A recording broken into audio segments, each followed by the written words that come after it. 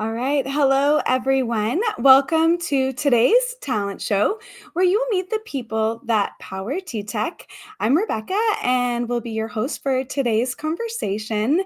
We're so glad you're here. Thank you so much for joining us.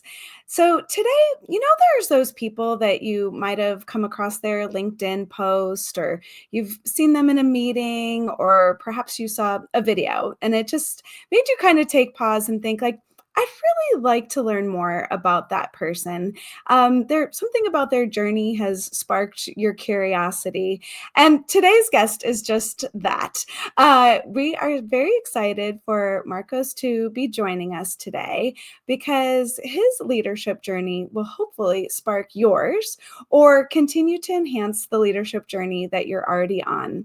He's going to share more about his empathetic approach to leadership, how to read the room, and how his personal passion for growth really helps to fulfill him as well.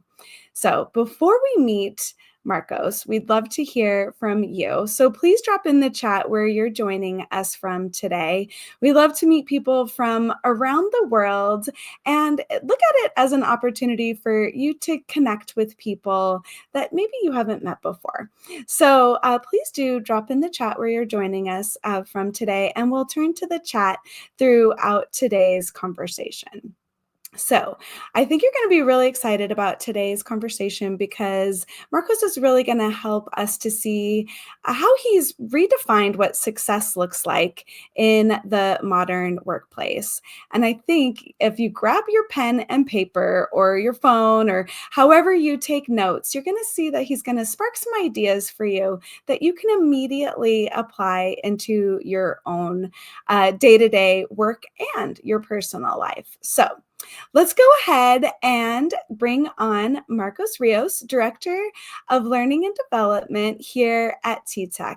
Hello, Marcos. How are you?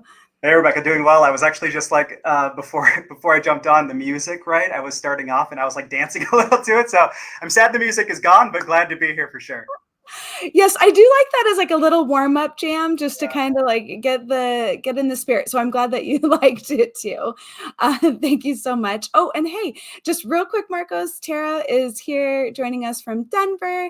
Fatma's tuning in from Egypt.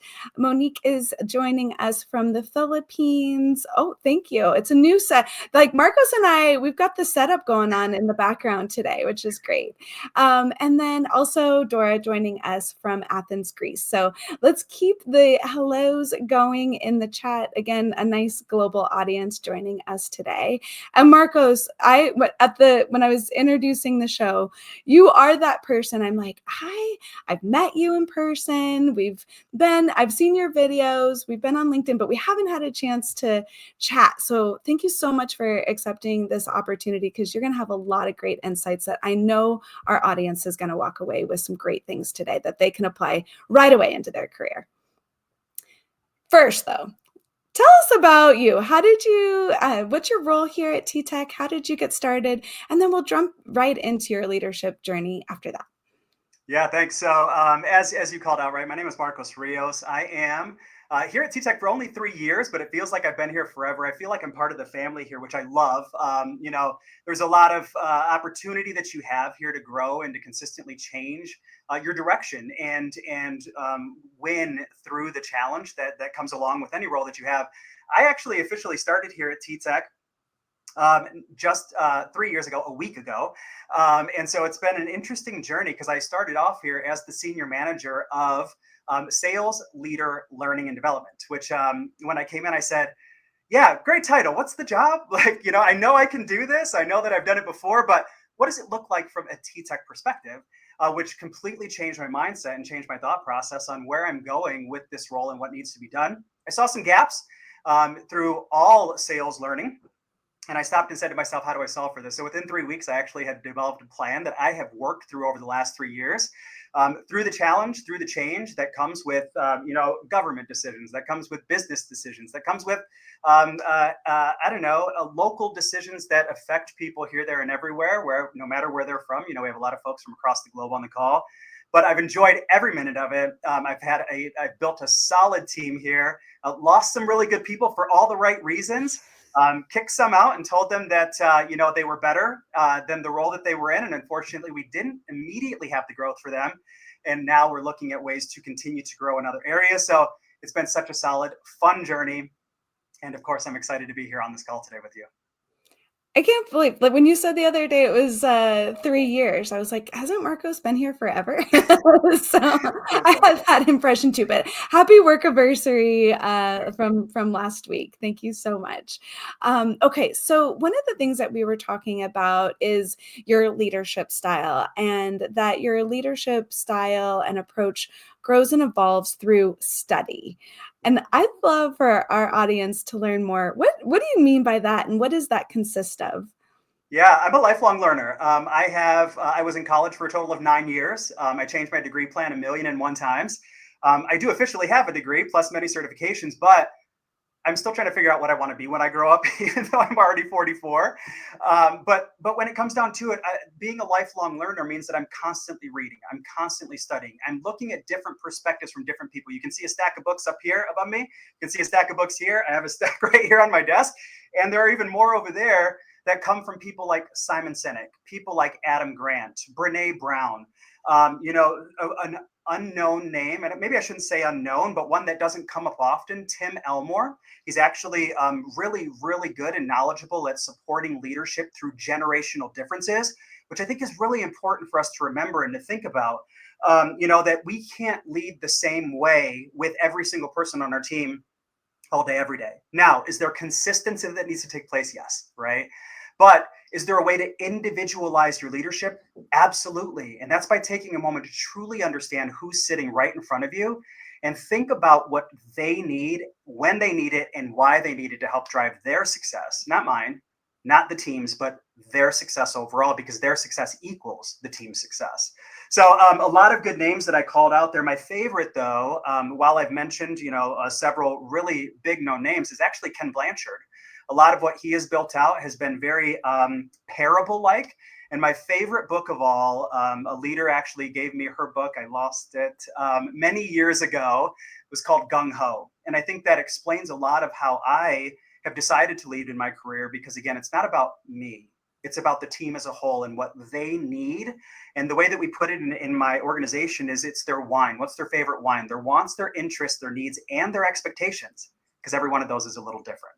So, that individualization is the most important thing to me, but it all stems from what I've learned through these experts and by taking that and then individualizing it for myself.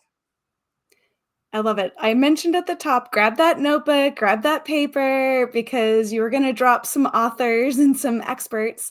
I also love that, Ken Blanchard has helped to shape, a book that maybe you read a while ago, and how that book has continued to help shape your leadership journey. So sometimes, the Stephen Covey books of the world to the today authors like Simon Sinek, can really help provide that value throughout your lifetime and your journey.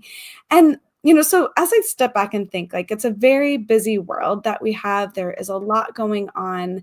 How do we fit in reading all these authors, listening to all the podcasts, doing all the things, and having that balance of work and life? So it leads me to think, like, what is your why? Like, why do you take this extra time to invest in this learning and invest in your team? What drives you? Yeah. Honestly, it's a very simple thing, and it almost sounds a little cliche, but it's seeing the light bulb go off in others' faces, right? In their behavior change. I've had people along the way tell me, I didn't think I could do this, but through your support and help, I know I can do this now. And they were successful in their career. And watching that success happen with a single individual drives me to want to do it with others. It's about everybody else. It's about that servant leadership, that we've talked about along the way. It's about recognizing that my success comes from others. It is not me driving that success. The books that I read, whether it's Who Moved My Cheese or Gung Ho, or whether it's any number of books that come from these authors we've talked about, when it comes down to it, what I read, I have to action for my people first and foremost. Am I perfect at it? No. I make mistakes like everybody else. But what that drives me to do then is it drives me to go back to and think about the book where I heard X phrase or X a topic that needs to be forefront and be in my mind, what really drives me is very simply put, the people, right? What they need. And again, going back to those wines, right? Their favorite wines, and thinking through how it is that they want to be successful as much as how it is that the company needs them to be successful. And here at TTEC, being a BPO, it's not even just about our company. It's about all the other companies we're supporting and what they're looking for our people to do to ensure their success. So when we think about everything that I've said here, it's about removing that need to be selfish, and it's really driving forward the need to help others first and foremost. In the end, help others. Yeah, I like that. Thank you so much for sharing that insight because it can seem so, like you said, uh, simple, and yet there's a lot behind that, and we're gonna talk about that in a second. I do wanna just give a shout out over to, the audience. Mikaya is tuning in from Texas. Sunil is watching from India. Welcome. And, oh, Mikaya does say, "May the force be with you, Marcos." So, the Star Wars above you, I think maybe when you were pointing out the books, Yeah. yes, and Mikaya, right back at you. And Tizzy is watching from Texas, and I hear there's some thunderstorms there, Tizzy, so stay safe. Okay, so I love it. You want to stay kind of that emotionally connected to your Yeah. team. You want to really understand what drives them. We live in a world where we might be on site. We could be on site and yet talking to someone halfway across the world. So, how you lead with that power of observation. Could you give us some tips on how do we read the world, read the room in an increasingly kind of complicated world? What are some things that we could do to be better attuned to what's going on around us? Yeah, I think that's a really honest question. And I think what makes it difficult is what you just called out, right? Some of us are in office, some of us are not. Our headquarters, where it was, it's still there, right? But it's actually 2 miles from me, but I don't always go into the office because my team is actually remote to me, right? They are all in office, most of them, but I'm remote. It comes back to the necessity to know your people at that individual level, to understand who they are. You are going to find that there's going to be days where you walk in and you can see that their face looks a little different than normal, right?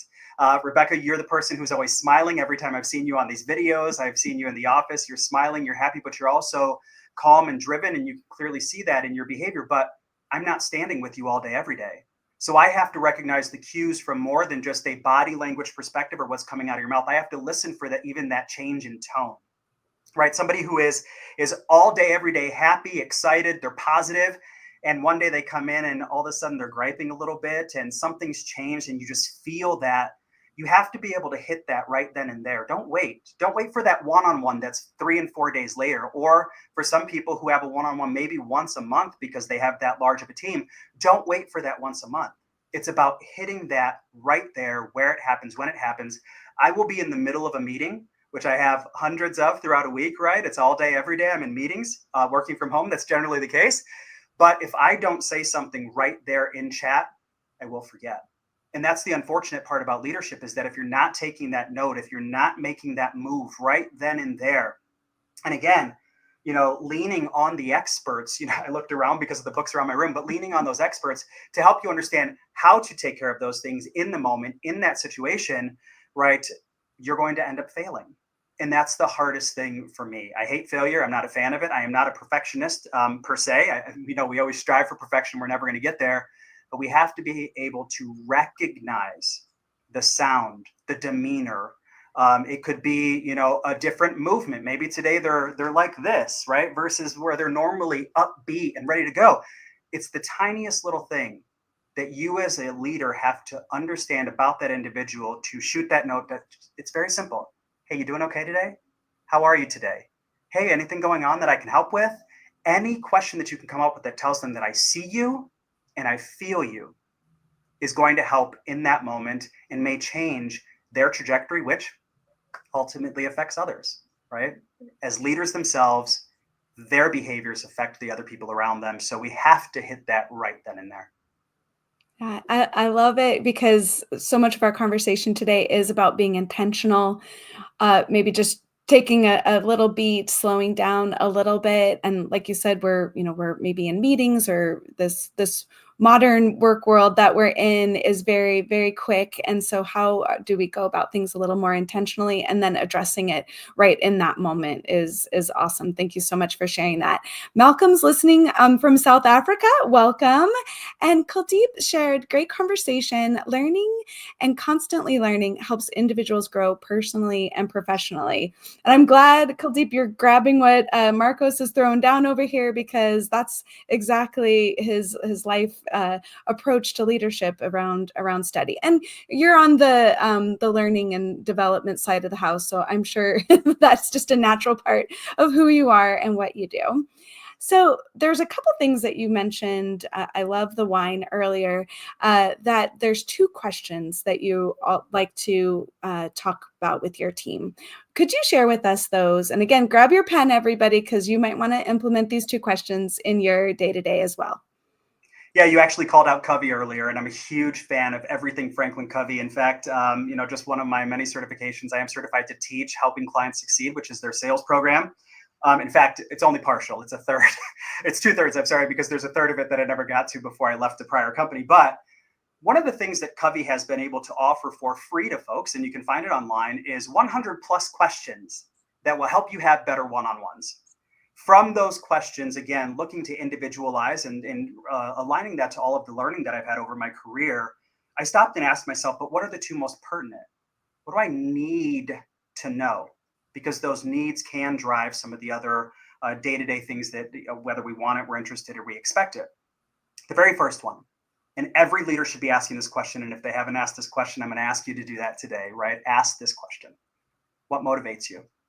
What brings you joy, right? It's the condo effect, if you will, right? What brings you joy? What causes you to smile? What makes you want to be here? What is it that helps you engage in the business? And how can I support that? I know that was like a million questions there, right? But the underlying answer we're looking for is what keeps our employees motivated? What drives them, right? That is the number one thing. Now, once again, I'll call out that I have a terrible memory, so I take a plethora of notes. I have a specific section in my one-on-one forums that I utilize through a myriad of tools that I have, but that one section is specifically for all of those personal and professional things that have nothing to do with the day-to-day. But we need to ask ourselves, does it have something to do with the day-to-day? Because there is an opposite to what motivates you, and that is what demotivates you. That's question number two. What is it that doesn't bring joy? What is it that causes you to, strong word here, hate coming to work? What is it that causes you to have that moment of reckoning with somebody that you didn't want to have, but you felt like you had to have it, and you're angry and you're frustrated, and so that comes out in that conversation, and it's not as pleasant as you want it to be? What are those demotivators, right? By bringing these two things together, it helps you have that honest understanding of who that person sitting in front of you is, and how to help them continue to learn and drive some of the things forward, that really help them succeed day in and day out. You called it out a little bit earlier that we are in an interesting moment in time right now, right? There's so much going on in the world. Everything I'm talking about here is inclusive of the implementation of AI as part of the day-to-day process, right? And AI can definitely help you not only understand your own motivations and demotivations, but it can help you understand others if you talk to it enough, right? So again, I think the two questions, just to call them out and put it plainly, what motivates you, what demotivates you, are key to driving this business forward with your folks. Yeah, thank you for the resource to get the 100 questions, and then helping us to get to what is the root, and getting to those two questions is really, really helpful. So thank you for pointing that out. We have Carolyn joining us from Massachusetts, Priscilla from Nigeria. So absolutely, thank you everyone for joining our conversation today, and hopefully you'll be walking away with some great insights that either I know we're talking from a leadership perspective, but you could also bring this to your leaders too and say, hey, I just wanted to talk about what's motivating me at work. And hey, here's some things that maybe demotivate me. So maybe it's something that as leaders, definitely we can be asking the question, but you're empowered to share those same things with your leadership as well. So, okay. You talk to your your bot and you ask it some great ideas. What are some ways that you can leverage AI? I know you just mentioned a couple ways, but what are some of the ways that you leverage it to enhance your observation and the way that you interact with your team? Yeah, this was a tough question for me because AI told me something recently that I didn't want to hear. A former employee of mine, Jacqueline Gill, you can find her here on LinkedIn. She has a lot of great insight as well. She started a week over week a topic with us and the full team that I have across the globe. And she asked us to go in and utilize AI, whether you're using Copilot, whether you're using ChatGPT, Gemini, whatever it is, right? She asked us to start asking it questions. Now, the response to those questions is also dependent on how much you train the bot to know who you are, right? In my case, I've even named mine. His name is Chad. He gives me everything that I need all day, every day. But I asked Chad recently a very tough question. I said, give me the real response here on how well I perform as a leader and what I can do better. And one of the many things that it spit out just kind of like dagger to the heart. And I felt terrible in the moment, even went back to my team and said, this is what it said. Do you feel this way? But I took it as an actionable. What it said to me is that I can make people feel really great on a phone call. And in the middle of the same sentence, I have torn them down. And that is not the leader that I want to be. It's not the leader that I want my team to be or to see or to take part in on a day-to-day basis. So I had to stop and think about that for a moment after discussing with my team. And I had to remember that Chad isn't in every meeting with me. So Chad is taking this from me, talking enough to him about my day-to-day that he understands who I am and understands who my team is to support how I am then being active with them and engaging them day to day. So I think AI not only supplements who I am as a leader and supplements everything that I'm reading all day, every day, but it also brings me the truth of things that I need to focus on and think about in support of my team and in support of that servant leadership that I really want to drive forward. Again, I'm not perfect, right? Clearly, Chad told me that. So, a couple of things that I'm working on right now. Again, it's not about hearing it. It's not about reading it. It's about taking the action that will support your team in better ways. Chad sometimes comes in with the hard truth, right? Yep. And what I love about what you're doing with it too is you're evaluating, you're still not just taking everything at face value that Chad is telling you, but you're going and talking about it with your team and Yes. having that human, you're bringing the human touch to Chad, which is so important. And Grace Ann dropped so much wisdom from Marcos. This is exactly what I needed today. Oh, that makes me so happy. That's great. Thank you. And Carolyn says, yes, AI is not to be feared as it is here to be embraced. I teach AI and use it daily. So if we can remove the fear from it a little bit today, Marcos, then we've definitely done a little bit of our job. So we want to continue getting the feedback from you in the chat. And so we're going to you for an audience question. What's one way you practice empathy or stay connected with your colleagues, whether they're in the cubicle next to you or they're in an office halfway around the world? We'd love to know from you as well how you stay connected. So please drop that in the chat and we can all continue to learn from each other. So speaking of AI and all the books and all the podcasts and all the information that's literally at our fingertips at any point in time, do you ever, and things could change in an instant. What we knew 6 months ago could be very different in our shifting landscape. How do you balance the maybe the pressure, maybe it's something I put on myself, maybe it's something that we put on each other, but to know the answer right away and then also balance that out with gathering information from your team? Yeah, I think everybody in today's environment feels the need to know everything, right? And look, let's be honest. It is at our fingertips, right? We have Google, which is kind of the go-to for everybody, but you could have been using Bing or even Yahoo. But we now have all of the AI components, which can give us answers right away. But I think the balance comes in a phrase that I heard from Andy Stanley, another good podcast for people to listen to. But from Andy Stanley related to leadership, and he said, "Pay attention to the tension." And that phrase, since the first time I heard it, has stuck with me. It's not only the tension of your team, but it's also the tension from yourself, your own tone can change, your own demeanor can change. And there are times where you get into a meeting and your leaders expect you to know things and expect you to have that answer right then and there. But this comes back to just another thing that we do on our team. We call it sailing the seas, right? Communication, collaboration, calibration, consensus. That is a hard one. Consensus is a hard one, but by sailing those seas, by thinking about all of the positive C words, including change, I find change to be positive, right? It helps us come to a better understanding of what we should know in the moment versus what we should be able to look up or use a supplemental tool like AI for, right?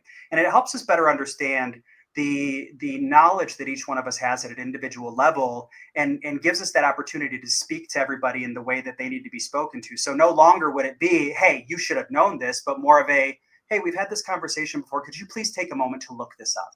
I'd love for you to come back to me. Do you think you can get it done in the next 15, 20 minutes, right? It's setting that timeline, setting that time frame, and again, utilizing that sailing the seas, all those good C words, to drive forward that communication in that positive way. It is tough, right? Feeling like you have to know everything. Sometimes, again, not a perfect leader, expecting people to know things.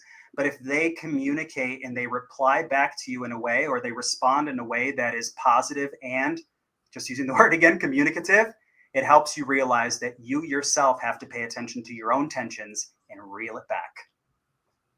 I can't wait to watch this back, make sure I get all of these sailing the 5 Cs, the paying attention to the tension, and I think that piece of the timeline, like, it's okay to say, "Hey, let me get back with you.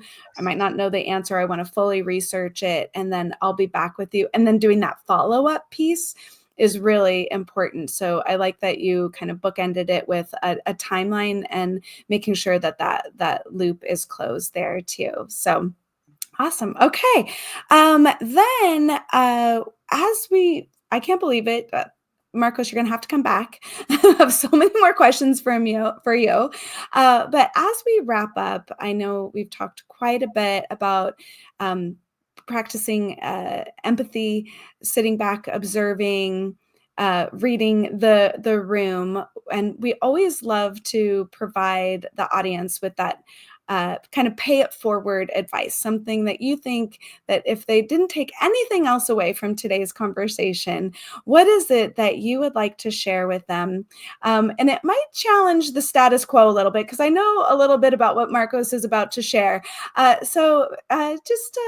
Just take a little moment and share with us what you'd like us to leave with today. Yeah, my heart's racing on this one a little bit because it is against the status quo. If I could see a show of hands, right? Obviously, I can't. But if I could, I would ask a question. How many of you have seen online, social media, LinkedIn, right, as part of social media, about the professional space? How many of you seen the focus on loving yourself first? Focus on bringing yourself joy first. Focus on your self preservation, your relaxation, whatever it is. I don't believe in that. And it's not that I don't believe in it. I think we do need to make sure that we love ourselves in all the right ways. But I firmly believe that joy comes from selflessness over selfishness. In my personal opinion, again, I know it's tough to hear this, but my personal opinion, it is not about my self preservation. It is not about my self reflection. It is not about self anything. It is about selfless everything, and making sure that I'm bringing others joy and bringing them knowledge that they need, bringing them context that they need, bringing them the success that they're looking for through what I do all day, every day. And I personally find that if I'm doing that for them, it satisfies my own self needs, self wants, self desires. I find joy. I called it out at the very beginning of this live stream here. I find joy in watching the light bulb go off in others. I find joy in hearing from people I didn't think I can do it, and I can.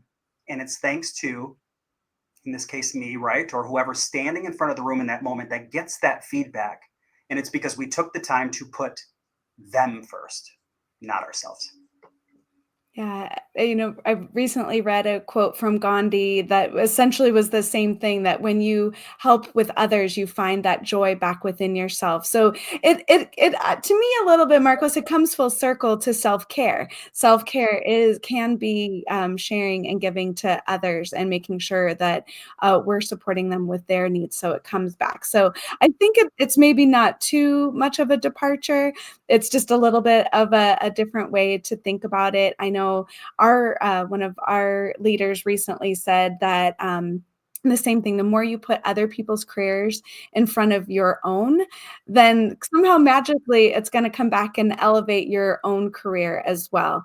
So I think that's a lot about what you've shared with us today, is that ultimately when what you give out, you can get back as well in this world. So just before we wrap up with you, Marcos, Monica shared that her favorite part so far from what you've said is the art of observing and noticing changes in your team members.